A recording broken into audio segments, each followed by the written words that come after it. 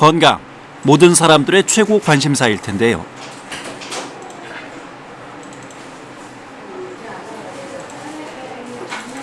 나이가 들면 좀 더 신경 써야 하는 것, 바로 동맥경화, 심근경색과 같은 혈관 질환입니다. 이제 처음에 이 병원 오기 전에는 누우면 숨을 더 못 쉬고 더 못 쉬고 예, 또 앉으면 조금 나선데 조금 운동하고 다니면 어땠어요? 조금은 나서 신장투석으로 오셨다가 심근경색이 발견된 김생희 할아버지께선 다행히도 치료를 받을 수 있었는데요. 네. 초기에 발견하지 않으면 더 위험한 혈관 질환. 치료를 해가지고 지금 좀 나아지셨고 나이 들어도 혈관을 젊게 유지할 수는 없는 걸까요?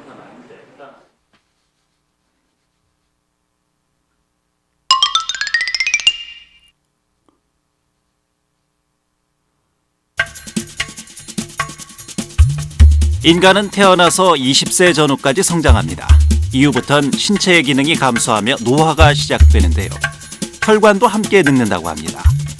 젊은 혈관과 늙은 혈관은 어떻게 다를까요? 그 20세 혈관하고 80세 혈관의 그 가장 큰 차이점 중에 하나는 그 혈관의 이 벽이 딱딱해진다 하는, 그러니까 동맥경화 현상이 나타나는 것하고요. 그다음에 이제 혈관 내경이 늘어납니다. 나이가 들면은. 그래서 그런 두 개 중요한 차이점이 있습니다. 네. 그래서 그렇게 되면은 왜 좋은 건가요, 나쁜 건? 그러니까 무슨 효과가 있기 때문에 그런 거죠? 그러니까 결국 안 좋게 되는 거죠. 예. 그러니까 혈관이 원래 큰 혈관들, 특히 이제 동맥 같은 경우는 굉장히 그 탄력성이 있고 유연성이 있어야 되는데, 나이가 들면서 딱딱해지게 되면은 결국 그 유연성이 잃어지게 됩니다. 20대 혈관은 말랑하고 부드러운 반면 80대 혈관은 아주 딱딱하고 잘 눌러지지 않습니다. 우리 몸속의 혈관은 온몸 구석구석 다 있습니다. 인체는 혈관을 통해 몸의 곳곳에 산소와 영양분을 공급하는데요. 혈관이 노화되면 오래된 고무줄처럼 탄력이 줄어 유연성이 떨어집니다.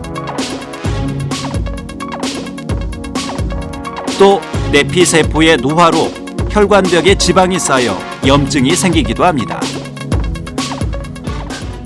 심장에서 이제 혈액을 온몸으로 내보내지 않습니까? 그럼 내보낼 때 그때 이제 심장에서 내보내는 그 혈액압이 우리 몸의 다른 장기에 그대로 전달돼서는 안 되거든요. 특히나 이제 뇌나 콩팥 같은 조직은 굉장히 그 두부처럼 그렇게 연한 조직이기 때문에 심장에서 내보내는 그 혈압이 그대로 전달돼서는 그 조직이 다 망가지게 됩니다. 그래서 우리 큰 이 동맥 같은 경우에는 심장에서 내보내는 그 혈압을 충분히 완충을 시켜가지고 뇌나 아니면 콩팥 이런 말초 조직으로 내보낼 때까지는 거의 혈압이 거의 제로에 가깝도록 해서 내보내게 됩니다. 근데 이제 혈관이 딱딱해지게 되면은 결국 심장에서 전해지는 그 혈압이 그대로 말초 장기에 다 전달이 되는 거죠. 그렇게 되면은 결국 심장의 혈압이 뇌나 콩팥 같은 그런 두부와 같은 이런 연한 조직에 그대로 미치게 되면 그런 조직이나 장기가 손상을 받게 되는 거죠. 예, 그렇기 때문에 위험하게 되는 겁니다.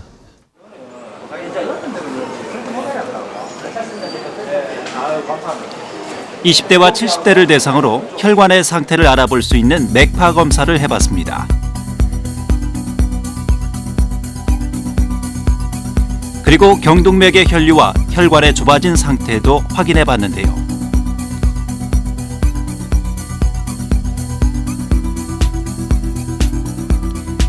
검사 결과 20대보다 70대의 맥파가 더 빠르고 혈관 내막이 2배로 두꺼운 걸 확인할 수 있었습니다.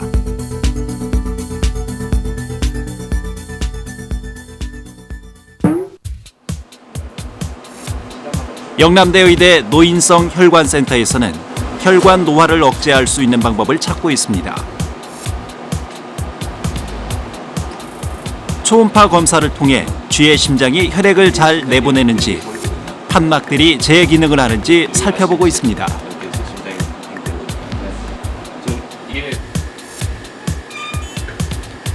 뿐만 아니라 실험용 쥐를 해부해서 혈관을 직접 관찰하기도 합니다. 이런 동물 실험을 통해서 안전성이 확보되면 곧 사람에게도 적용할 예정이라고 합니다. 이거는 이제 늙은 쥐를 동맥을 이제 해부를 해가지고 떼내가지고 이제 염색을 한 다음에 이제 반으로 갈라놓은 거거든요. 이렇게 보면 이렇게 빨갛게 이렇게 염색된 부분들이 이제 동맥경화가 생긴 병변을 나타내는 건데요.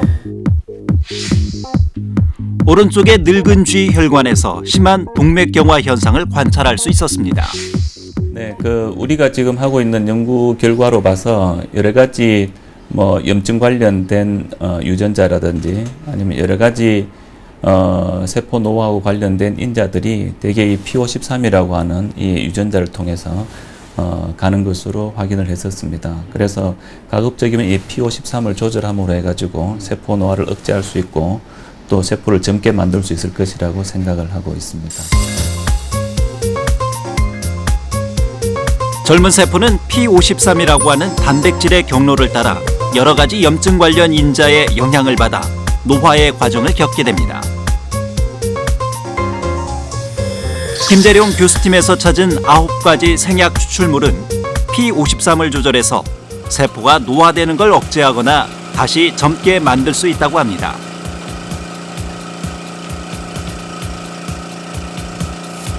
사람의 세포를 배양시킨 세포 배양액에 생약 추출물을 넣고 인체와 비슷한 환경의 배양기에서 세포가 젊어지는지 지켜봅니다. 이게 어떤 일정 조건을 유지 못하면 세포가 죽나요? 그러면? 네, 지금 이 배양기가 사람 몸이랑 거의 똑같이 해줘요. 사람 몸의 pH랑 똑같이 유지해주기 위해서. 그런데 이 중요한 생약 추출물을 어떻게 만들게 됐을까요? 이것들은 우리가 지금 우리나라는 아니면 이제 동양에서 실제적으로 생약 추출물, 그러니까 약으로서 복용하는 그러한 성분들로부터 우리가 추출해가지고 그다음에 거기에서 이런 성분들 중에 이 세포 노화를 억제하거나 세포 노화를 다시 젊게 만들 수 있는 그런 약물들이 없는가 이것을 이제 저희들이 찾고 있습니다. 그래서 그 중에서 이제 몇 가지 생약 추출물을 저희들이 찾았고 그다음에 이제 더 나아가 가지고 그러한 그 생약 추출물 중에서 어떤 성분들이 실제적으로 세포 노화를 억제하는지 하는 그러한 것들을 저희들이 찾고 있습니다.